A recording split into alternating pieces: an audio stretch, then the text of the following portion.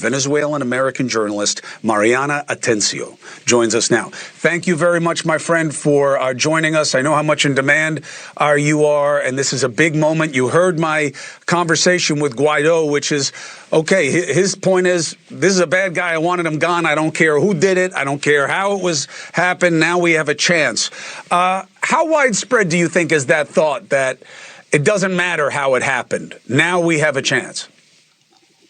Chris, firstly, I want to thank you for the platform, because one of the major criticisms that I have about the mainstream media coverage of the story is the lack of Venezuelan voices on shows. And every time they show anti-Maduro protesters, there's not a single Venezuelan in the crowds of protesters that they're showing. So I commend you for that, my friend. And then in terms of almost all Venezuelans elated that we got this tyrant out, I would say 99.9%.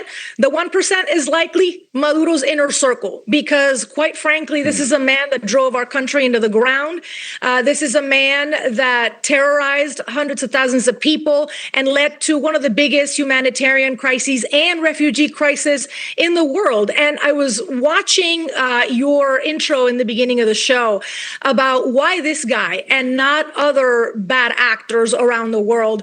Listen, the first main priorities of Trump when he took office, the main three, let's say, domestically, were drugs, immigration, and of course, China. All of them go through Venezuela, if you think about it. Even though Maduro and Cilia and their inner circle were not the people producing the cocaine, they were the conduit country. They are allowing all of these drugs to leave through Venezuela.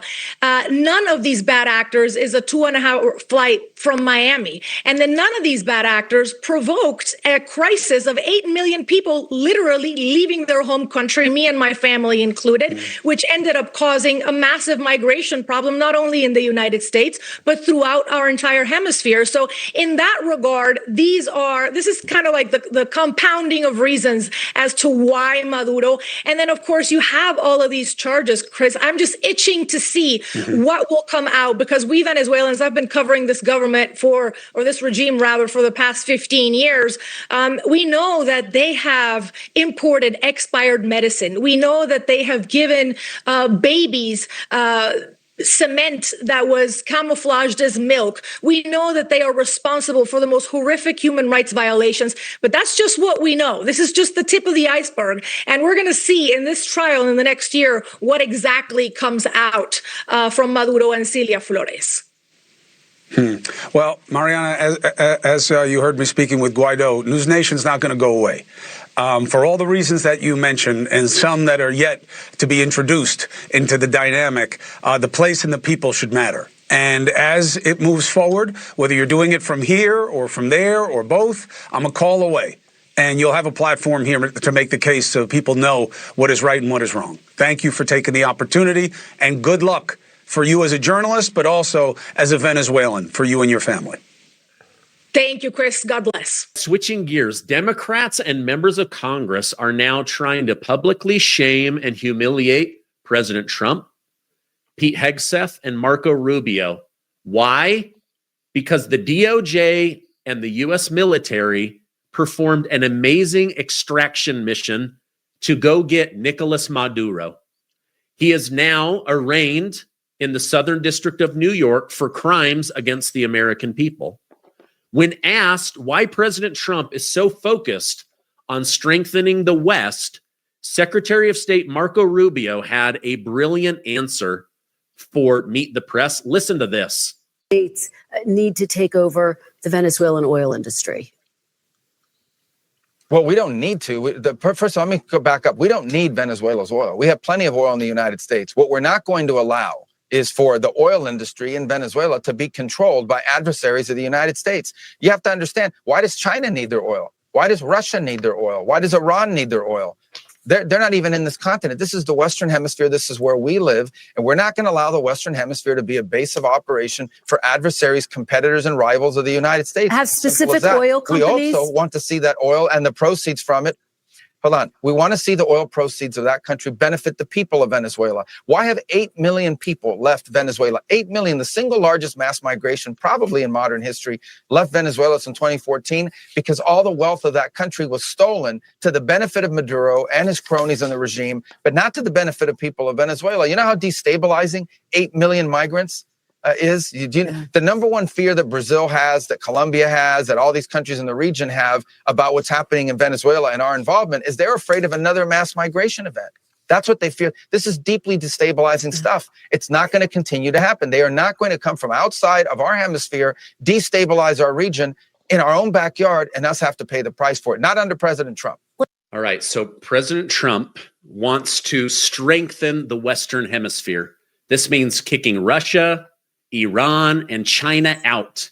It means taking back our stolen technology and the assets we had, which were American oil companies. And when they were there, Venezuela was rich. And then in came the terrorists and the dictators. And what did they do? They nearly bankrupted the people. Hundreds of thousands of people have starved in Venezuela. 8 million people have fled for their lives. I have Venezuelan friends right here in America, in Utah, and they say it's awful. The government is awful. They have family members that have been pursued by the government, have been killed by the government, have been starved by the government. People literally had to wait days in line for toilet paper, milk, bread, like something out of Russia during the Cold War. So this is actually a blessing. But more than that, more than blessing the lives of the people of Venezuela, President Trump wants to strengthen the West. Now, DHS Assistant Secretary Tricia McLaughlin said Congress can be mad at President Trump all they want, but in reality, he has single-handedly saved tens of thousands, if not hundreds of thousands of lives. Listen to this. Molly, thank you so much for having me. And what a start of the year for the American people, for President Trump, for the people of Venezuela, a day of hope and a day closer to justice for the American people. Hundreds of thousands of Americans and American families grapple with overdoses, hundreds of thousands of deaths. And Nicolas Maduro is largely responsible for many of these, funneling deadly drugs into our borders, as Secretary Noem mentioned, really opening up their prisons and flooding the United States with these national security threats. So I don't think it can be overstated the thousands, if not millions of lives that President Trump saved with this bold and brilliant action by our U.S. armed forces. All right. Isn't that amazing? Think about it. One drug dealer can lead to 500 people dying. What about a kingpin? What about a narco-terrorist commander-in-chief?